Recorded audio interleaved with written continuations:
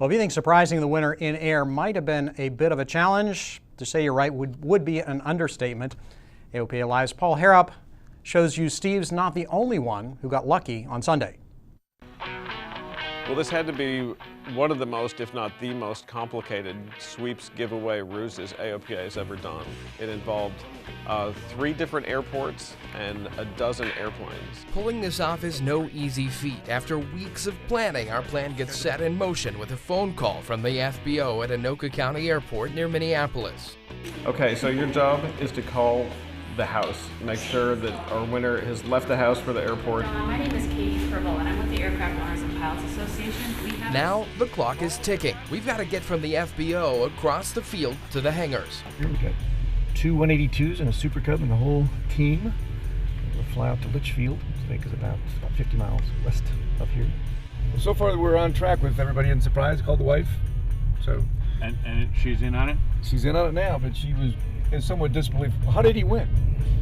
Well, we got to be a member. We'll fill you in later. With the Debonair ready to go, our little fleet takes off. Katie and Mark Baker launch in his Super Cub, and Dave Hirschman and I take point in this 182. It's a quick flight, but when we enter the pattern at Litchfield, a potential disaster. The winner and the flight of RVs was still on the ramp. They hadn't left yet. You know, our first thought when we got there is these guys need to be gone. They need to depart post-haste. Dave and I keep the TV camera hidden in the 182 and watch as the flight of RVs finally depart.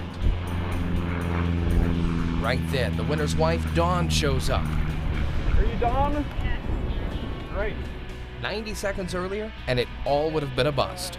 The name is randomly drawn, and it's like, Steve won. This is his year. And, wow. And what's going to happen is you guys are about to see your new plane.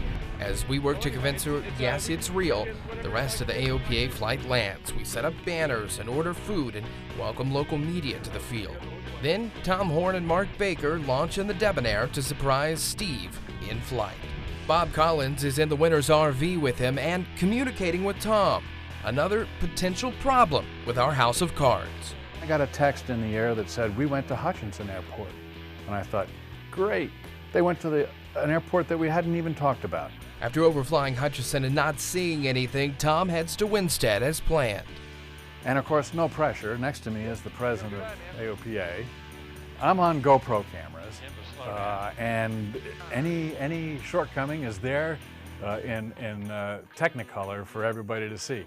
Then comes the next challenge, catching up with the moving target and getting Steve's permission to form up with it.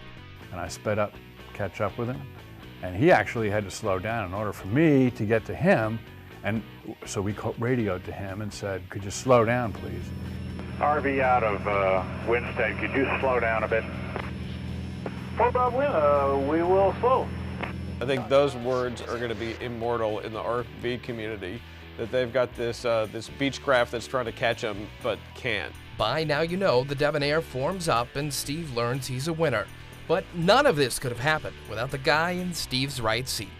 Bob Collins was the linchpin of this whole thing. I mean, he was the ultimate cat wrangler and pulling all this together and all these people and this elaborate plan, and you know, he was instrumental in the formulation of the plan and absolutely key to the execution. He was the most critical element. Well, Bob and a whole lot of luck. In Litchfield, Minnesota, Paul Harrop, AOPA Live.